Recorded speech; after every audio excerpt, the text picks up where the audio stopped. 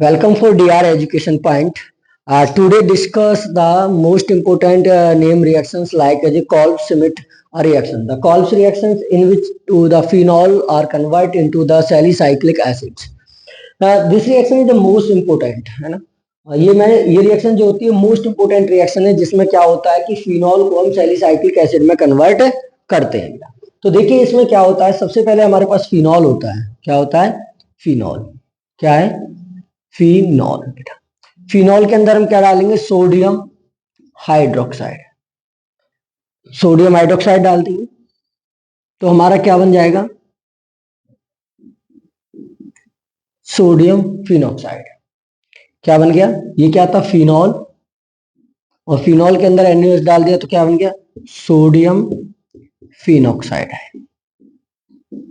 Phenoxide. अब इसके अंदर क्या डालेंगे हम? कार्बन डाइऑक्साइड डालेंगे। टेम्परेचर होगा 400 kelvin temperature, 6 to 7 atmospheric pressure. तो हमारा कंपाउंड बनेगा OCOONA, यानी कि फिनाइल सोडियम कार्बोनेट। क्या बनेगा? Phenyl sodium carbonate. इसको हम क्या करेंगे? रीअरेंज करेंगे। क्या करेंगे? रीअरेंजमेंट करने पर हमारा ये कंपाउंड बन जाएगा, यहां पर H आ जाएगा फिनॉल और ये, यानी कि सोडियम सैलिसाइलेट। क्या बन गया? Sodium salicylate. इस सोडियम सैलिसाइलेट के अंदर हम डालते हैं डाइल्यूट HCl। बहुत सी जगहों पे ये लिख देते हैं H पॉजिटिव वाटर। वो एक ही बात होता है, डाइल्यूट HCl ही होता है। H पॉजिटिव का मतलब एसिडिक प्रेजेंस निकल आ रहा है। तो हमारे यहां से क्या निकल जाता है? NaCl निकल जाएगा। क्या निकल गया? Minus NaCl। NaCl निकलने के बाद क्या बन जाएगा? ये हमारा सैलिसाइक्लिक एसिड। क्या बन गया? सैलिसाइक्लिक एसिड बन जाता है। C double bond O H। तो ये क्या बन गया? Salicylic acid. सैलिसाइक्लिक एसिड होता है। वैसे इसका उपयोग बेटा हम एक मेडिसिन बनाने में करते हैं। एसिटिक एनहाइड्राइड के साथ रिएक्शन कराने के बाद ये एस्प्रिन बनाने में काम आता है। एस्प्रिन जानते हो?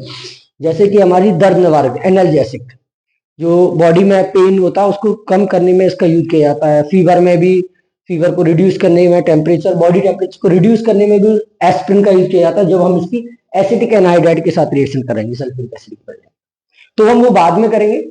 तो हम अब इसका देखते हैं मैकेनिज्म। बेटा किसी भी रिएक्शन का सबसे इंपॉर्टेंट चीज होती है उसकी मैकेनिज्म। बेटा तो मैकेनिज्म में ध्यान से देखिएगा। सबसे पहले हमने क्या लिया?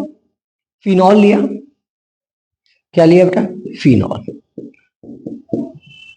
क्या ले लिया हमने? फिनॉल ले लिया। फिनॉल के अंदर हमने क्या किया? सोडियम NaOH डाला। NaOH डालने के बाद हमारे पास क्या बन गया? सोडियम फिनॉक्साइड आ गया। क्या आ गया? Sodium phenoxide. बेटा यहां पर इसके पास तो लॉन्ग पेयर है। अब जैसे हम सोडियम फिनॉक्साइड के अंदर कार्बन डाइऑक्साइड को डालते हैं, कार्बन डाइऑक्साइड को हम ऐड करेंगे।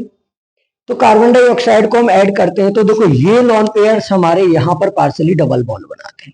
जैसे ये बॉन्ड बनाएंगे तो हमारे इलेक्ट्रॉन यहां पे आ जाएंगे। इलेक्ट्रॉन यहां पे आने के बाद जो कार्बन है ना वो यहां पे अटैक करेगा। कार्बन कहां पे अटैक करेगा? यहां पे अटैक करेगा। तो कंडीशन मैं अभी आपको दिखाऊंगा। जैसे ये कार्बन अटैक करेगा तो इसके इलेक्ट्रॉन इसके पास चले जाएंगे। तो कंडीशंस क्या बन जाएंगी? देखिए हमारे पास कंडीशन जो आएंगी वो ये कंडीशंस आ जाएंगी। देखिए हमारे पास क्या आ गया?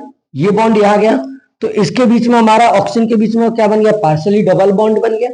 और हमारे पास यहां पर C, एक H है हमारे पास, यहां पर बॉन्ड ब्रेक हो गया। तो ये इस तरीके से हमारे पास बॉन्ड रहा। क्या रहा?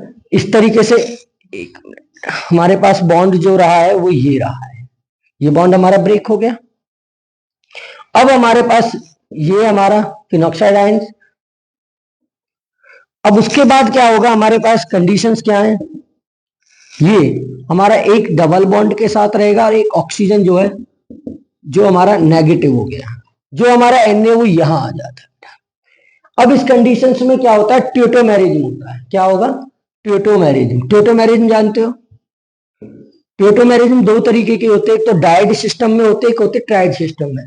ट्यूटोमेरिज्म के अंदर जो एलिमेंट्स होते हैं हम उसका रीअरेंजमेंट करते हैं। क्या करते हैं, रीअरेंजमेंट। तो ट्यूटोमेरिज्म के अंदर हम इसके अंदर कौन सा सिस्टम देखेंगे, डाइड। एक तो डाइड सिस्टम होता है, एक होता है डाइड सिस्टम और एक होता है ट्राइड सिस्टम बेटा। तो यहां पर जो सिस्टम अप्लाइड होगा वो ट्राइड सिस्टम होगा। कैसे दिखे बेटा, 1 2 और 3, यानी कि तीसरे एलिमेंट पे हमारा हाइड्रोजन शिफ्ट होगा। ये जो एलिमेंट है वो तीसरे पे जाएगा, 1 2 3, तो ये हमारा यहाँ पे शिफ्ट हो जाएगा।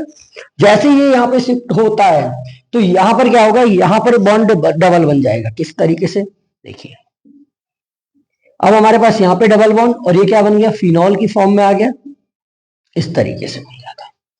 तो हमारे पास ये बॉन्ड बन के तैयार हो गया। अब हमारे पास यहाँ पे क्या आ गया, एक आयनिक फॉर्म में ऑक्जेलेट, जो कि हमारा पहले ही किसके साथ जुड़ा हुआ है, सोडियम के साथ जुड़ा हुआ है।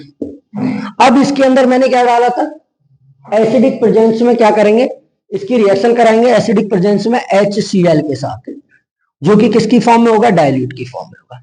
तो ये जो क्लोरीन है ये इसको अट्रैक्ट करेगा और यहां से NaCl को निकाल देगा, और ये H हमारा यहां पे अटैक करेगा। तो क्या बन जाएगा,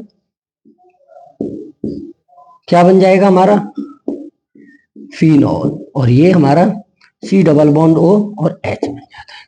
तो क्या बन गया, सैलिसाइलिक एसिड। क्या बन गया, इसका आईपीसी नेम क्या होगा, 2 हाइड्रोक्सी और क्या होगा, बेंजोइक एसिड बेटा। तो आपने देखा ये थी हमारी कॉल्स रिएक्शन, जिसमें हमने फिनॉल से सैलिसाइलिक एसिड बनाया। The most important name reactions for exam point of view, theory and test. Thank you बेटा।